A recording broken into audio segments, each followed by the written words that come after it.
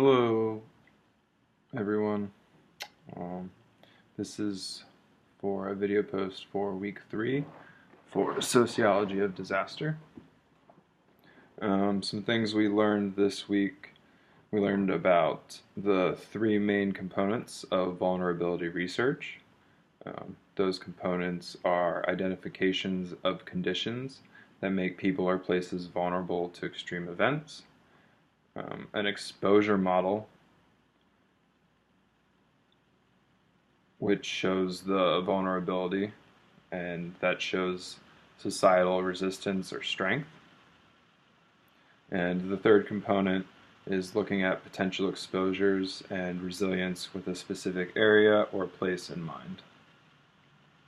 We learned that hazard potential is risk plus mitigation. Another way to look at that is chance of a disaster plus the preparation for the impact of the disaster.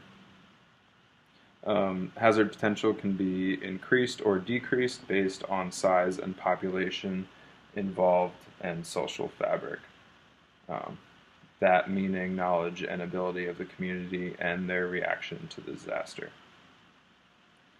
We learned about the most influential factors of social vulnerability. A few of these factors include personal wealth, age, density of environment, single sector economic dependence, housing stock and tenancy, race, particularly African Americans, ethnicity, particularly Hispanics, ethnicity again, Native American, and race Asian. The social vulnerability scale in the US, it ranged from negative 9.6 being very low to 49.51 being very high. The most vulnerable place in the United States is and Hawaii. I don't know if that's pronounced right. And for that are the age, because it's mostly made up of an elderly population, the race and ethnicity, which is Asian and Native Hawaiian, and wealth. The least vulnerable listed was Yellowstone National Park, and that's because of the small population and little diversity that makes up Yellowstone. In gender, risk, and we learned the poor and people of color and civilization are at a bigger risk during disasters and generally suffer more than others. We also learned that after disaster events, women in lower economic countries have higher mortality and morbidity rates than men because of differences such as traditional roles, child care responsibilities, and gender discrimination. In riding out the storm, we learned that emergency management systems and management need to be more adaptive to the needs of the disabled. The infrastructure could be improved, and it's needed to make sure those who are disabled can receive the services and treatments they need in time of a disaster. Oh, and also communication is vital important and needs to be conveyed properly. Alright, lastly, I went over the building effective management. There's a lot of information in that one. First, I just defined some terms like Chief Administrative Officer, which would be the mayor or city manager, and they act as an intermediary between local governments and state governments. LEMA, L-E-M-A, the Local Emergency Management Agency, also called Local Emergency Manager. The community, it would be the community agency that deals with emergency management in areas with small populations. This department can be made up of just one individual. In areas with larger populations, local emergency management agencies are generally made up of a multi-person staff. The job ranges, Lima's position, I guess I should say, jobs ranges in hours, pay, and applicants range in experience.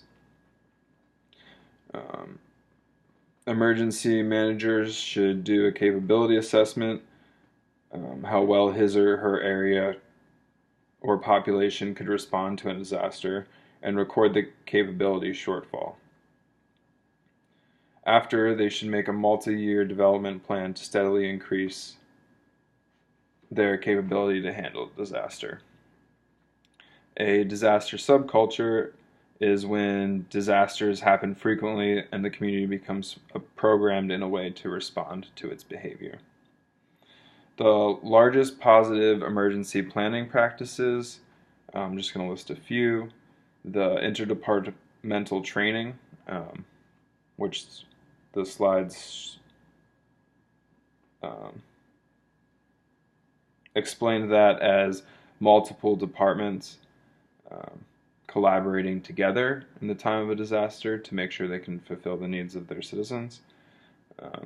Reviews with senior officials, interdepartmental task force, and so on and so forth. At the end of it, they listed a 9 steps to develop an emergency plan.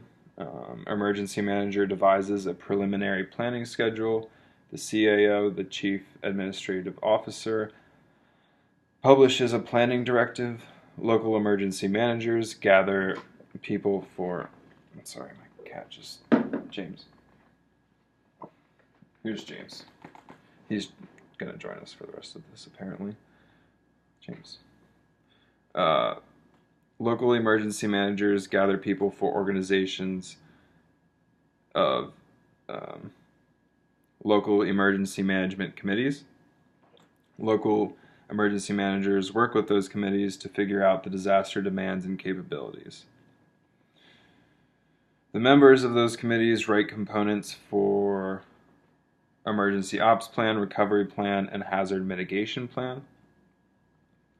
Those committees then evaluate and revise the plan. The local emergency manager shares the plan with organizations and other jurisdictions for community review. And after everyone has gone over them, the committee publishes the plan. Some things I didn't understand when I was going over the social vulnerability to environmental hazards article. Kind of hard to understand why we don't have a way to assess vulnerability across the board. There's no like standard specific, which I understand the change in location, the change in population, all of that would change the vulnerability, but I think it would make a little bit more sense to have some beginning, somewhere to start with your vulnerability assessment.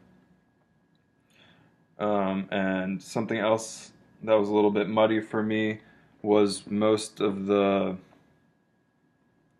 lingo in the beginning of building effective emergency management with the government, and it seems like a lot of departments are needed to join together, and a little bit of that was foggy, but after a few reads I got it, I think.